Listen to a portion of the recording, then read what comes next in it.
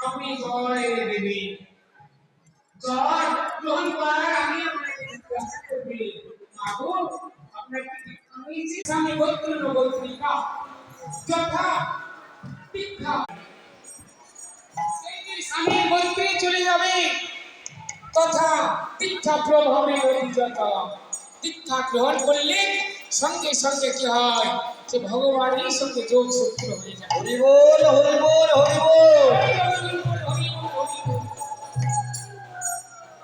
দেখুন আমাদের দীক্ষার প্রয়োজন আছে। বীজের ভেতরে বৃক্ষ থাকে চোখে না যায় দেখা নামের মধ্যে আছে শ্রীকৃষ্ণ যুগল মূর্তি আঁকা তোরে আনন্দে যাবে ভজরে প্রভুই না ভজরে প্রভুই না